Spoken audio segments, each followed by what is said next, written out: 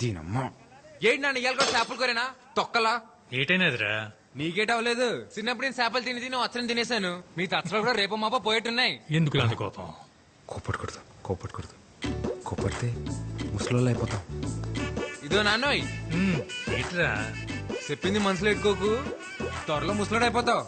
అట్టేనా? ఆ,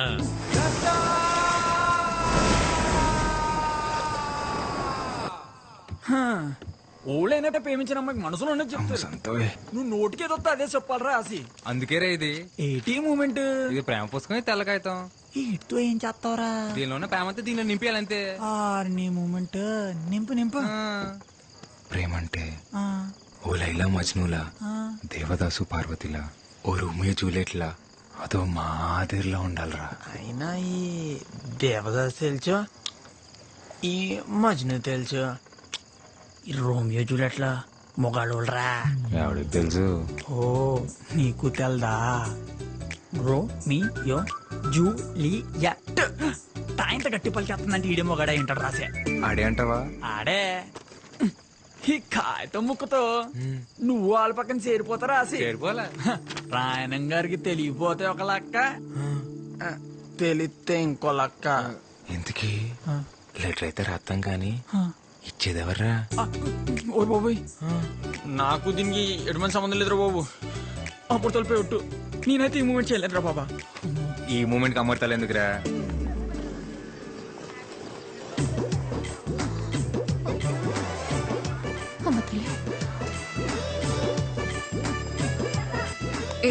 ఏం చేస్తున్నావు? మాకే తెలియదు, రాసిగారు ఏమన్నాడు?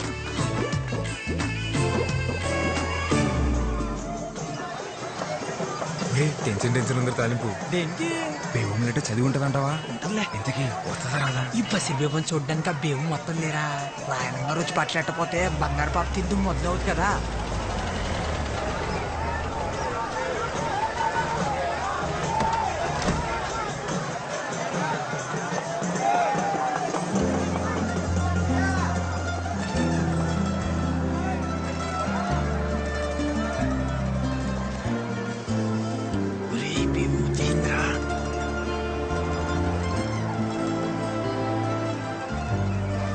ఆక్స్ఫోర్డ్ భూముల గురించి మీతో మాట్లాడాలి. అనవసరంగా లెటర్ ఇచ్చేసినావురా బేవంకి. ఇలాగే వెళ్ళి బేవం ముందు నిలబడిపోతే నీ ఒంటి కట్టిన సెంటల్ చూసి నువ్వు పేమి చేస్తామని వెంటనే తెలిసిపోద్ది. ఒరే బేవం చూస్తుందిరా.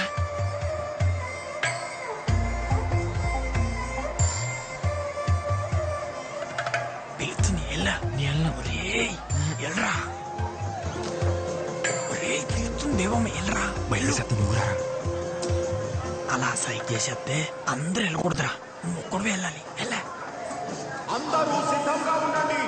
కొద్దిసేపటి తర్వాత బషీర్ బీబీ వారి గంధం పంచబడును.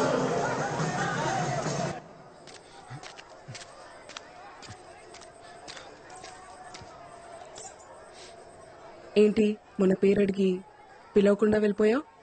అంటే అది ఇది నువ్వు ఇచ్చిన లెటరే, చదువు. ఒరే తాలింపు, మన స్పీడ్ బ్రేకర్ మన ప్రేమకి స్పీడ్ బ్రేకర్ కాకుండా ఉండాలంటే ఈ కాగితం మొత్తం మన అక్షరాలతో నింపారా. ఇంచుపోయిన అక్షరం కాగితం నుంచి ఎలా పారిపోద్దో నేను సొత్తని పూట. సరే చెప్తున్నాను చూడు. నువ్వు వచ్చాకే నా గుండె గూట్లో పండగొచ్చే. పొద్దున ముచ్చట 3 స్పీడ్ బ్రేకర్లు వచ్చేసాయి. స్పీడ్ బ్రేకర్లన్నీ అయిపోయారా? బాగుందంటావు ఇది. ఊరు బాబా పిల్లి చూసిందనుకో ఫ్లాట్. ఇలాంటి లెటర్ ఇస్తే ఏ అమ్మాయి ప్రేమించదు తెలుసా? నవ్వుతుంది. నేను లెటర్ ఇచ్చిన కూడా ప్రేమించడం కాదులే, నవ్వించడానికే. ఈ కాగితంలో రాసిన అక్షరాలు ఆల్వీలు వేయచ్చు, కానీ నువ్వంటే చిన్నప్పటి నుంచి అదో మాదిరి ఇష్టమని. తాలింపుకే కాదు, నాకు కూడా నేను చాలాసార్లు చెప్పేసుకున్నాను. అదో మాదిరి ఇష్టమా అంటే? అంటే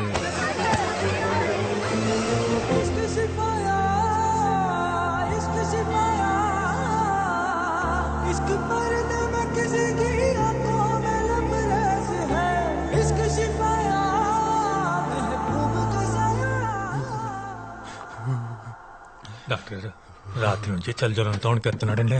దీనిని చూసి భయపడ్డారంటారా? ఏంటి జ్వరం వచ్చేసినదట? మీ బాబు గోలెట్టేస్తున్నాడు. ఒరే ఆ? బేబు నువ్వు అంటే ఇష్టం అని చెప్తే ఏం చెప్పకుండా ముత్తేటి సెల్పిందిరా. ముద్దే అది కూడా అదో మాదిరి ముద్దురా. ఒరేయ్ నువ్వు నోరు తెరిసి చెప్తే బేవం నోరు మీద చెప్పినట్టుందిరా నువ్వంటే ఇట్టవని. అయిపోవాలి. నేను ఇప్పుడు నీకు ముద్దిస్తాను, అప్పుడు నీకు జ్వరం వచ్చేస్తుంది. నువ్వు వెళ్ళి రెస్ట్ తీసుకో, సరేనా? మ్వా.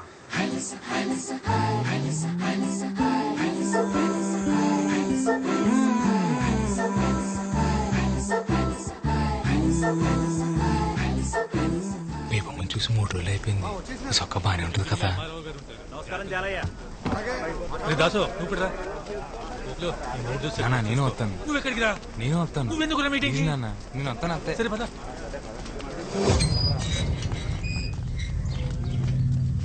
వెళ్ళండి వెళ్ళండి రోయ్, మీ కొంపల కోసం ఇది ఆఖరి మీటింగ్. వెళ్ళండి. వీడికి ఓ రోజునే కూర.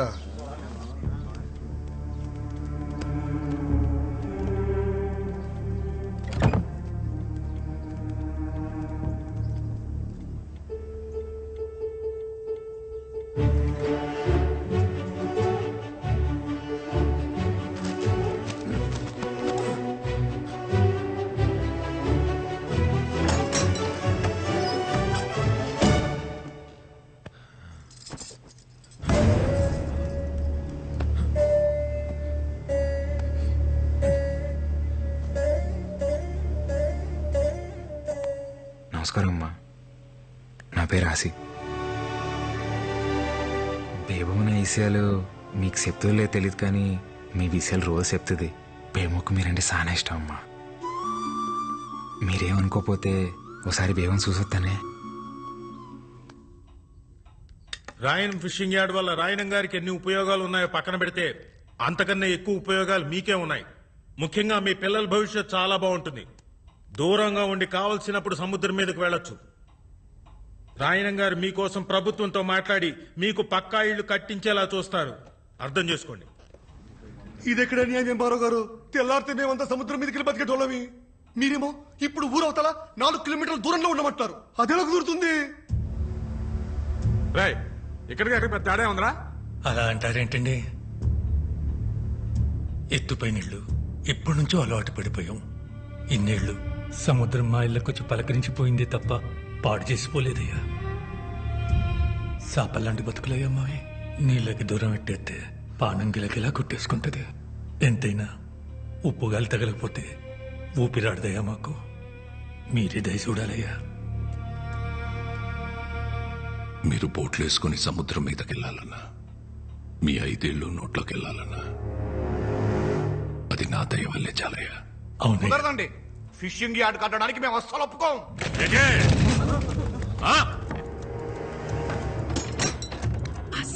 ఏంటిలా వచ్చావు? ఏమన్నా చూస్తే ఒక్కసారి మీదడితే తిరిగెళ్ళడానికి ఇదేమన్నా సముద్రం అనుకుంటున్నారా? ప్రభుత్వం. ఒక్కసారి మీదడిందంటే తిరిగెళ్ళడం ఉండదు, తీసుకెళ్లడమే. ఎటే ఎందుకు వచ్చావు? నా కోసం నువ్వు రోజు చూడటానికి వచ్చేదాన్ని కదా, అందుకే ఒక్కసారి నేను చూడటానికి వచ్చా. భయమే లేదా? ఇందాక వరకు ఏ లేదు, ఇప్పుడు వస్తుంది. జ్వరం కావాలా నీకు? వద్దా? సార్ రాయనం గారు మీరు ఆవేశపడకండి సార్, కూర్చోండి. రే రేపు పొద్దున్న పేపర్లకు ఇవ్వడానికి ఒక గ్రూప్ ఫోటో కావాలి కదరా? కావాలి. రాయనం గారితో గ్రూప్ ఫోటో దిగుదాం. సార్ ఒక్క ఫోటో సార్. పదండి పదండి రా, మీటింగ్ అయిపోయింది.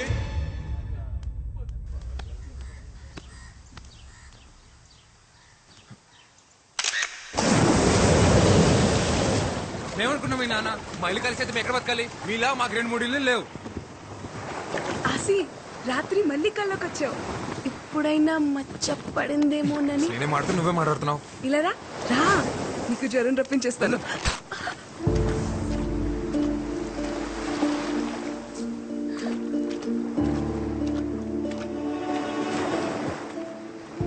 సారీ.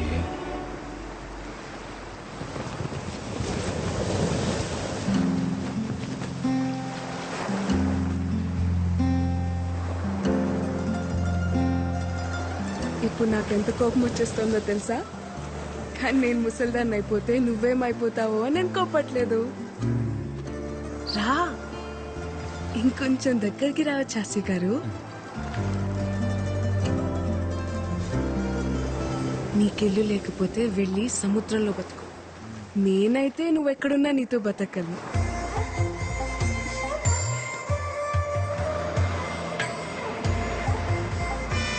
బస్ వచ్చేసింది. నాకు వినిపించట్లేదు, నేను ఇంటికి వెళ్ళను. ఏంటే ఇప్పుడైనా రావడం? రావడమే ఏటే కోల్డ్ పిల్ల, నా కొడుకుని సో నోరేసుకుని మీదడిపోతున్నావట. ఇదిగో నువ్వు వరుసనా కలిసినా ఆడేది కాబోయే మొగుడు, గుర్తెట్టుకో. మొగుడిని అదుపులో పెట్టుకోవడం రాదు కానీ కబూర్లు చెప్తుంది. ఇదిగో నానా, నేను అన్నానంటారు కానీ ఆడపిల్లకి వయసుతో పాటు మనసు శరీరం రెండు మారిపోతాయి. తొందరపడడం అందరికీ మంచిది. అన్నయ్య లేడా? కనకం కనకం, అయ్యా ఇంటికొచ్చిన వాళ్ళని టీ కాఫీ తాగుతారా అని అడిగేది లేదా? తీసుకొస్తానయ్యా. నువ్వెంత అడ్డుపడ్డా నేను అడగాల్సిన అడిగే వెళ్తాను. ఏ నా మేనకోడని అడిగే హక్కు నాకు లేదా ఏంటి?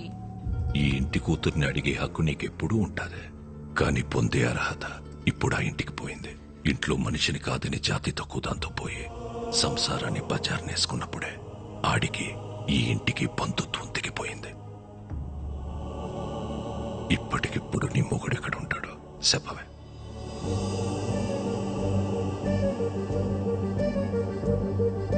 నీ ఎంత సౌకర్యంగా నీ తలదించుకోలేను. ఏటే పరువు తక్కువళ్లతో రాయన సంబంధం కలుపుకోడు. అది కాదన్నయ్యా. నీది బంధం కాదనిలేవు, అది బంధుత్వం. మళ్ళీ కలుపుకోలేవు. టీ తాగేలా.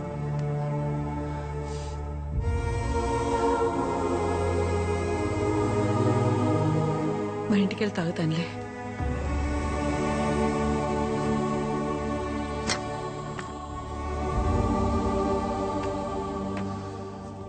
దామెర పనీంద్ర నీకు తెలుసు కదా, మన రూరల్ ఎమ్మెల్యే ఆడి కొడుకు.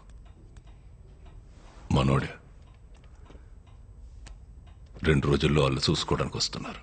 అది కాదురా. ఉప్పాడ మత్స్యకారులందరికీ హెచ్చరిక. ప్రతి ఏటా మన కట్టుబాటు ప్రకారం ఏప్రిల్ 17వ తారీఖు నుండి జూన్ 3 వరకు 45 రోజులు ఎవరైనా సముద్రం మీదకు బోటేసినా వలేసినా జరిమానా విధించబడ్డహో. మనం పాటుపడగా సంపాదించుకున్న డబ్బుల్లో 10% ఈ ఉండిలో దాచుకున్నాం. ఇది చేపలు గుడ్డెట్లే సమయం కాబట్టి ఏటకెళ్ళని 45 రోజులు గంగాలమ్మ జాతర వరకు మన బతుకు తెరువు ఇదే. మన డబ్బే మన 150 కుటుంబాలకి సమానంగా పంచుతున్నానో జాగ్రత్తగా కచ్చెట్టుకోండి. తీసుకో దేవుడు. నా డబ్బులు కూడా తీసుకోపమ్మా.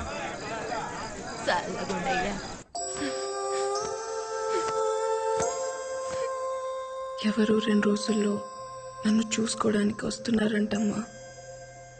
నాకు ఆ పెళ్లి ఇష్టం లేదు.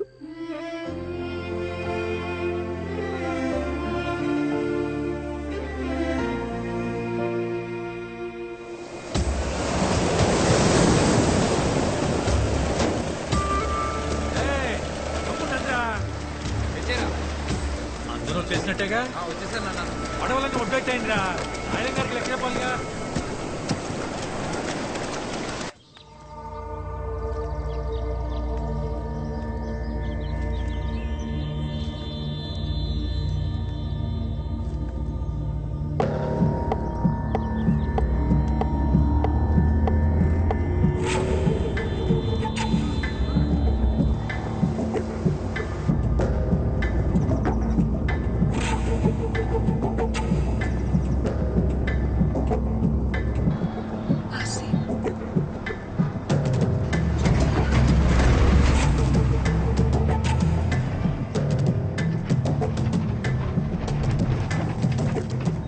మధ్యాహ్నం 2కి కాలేజ్కి రా.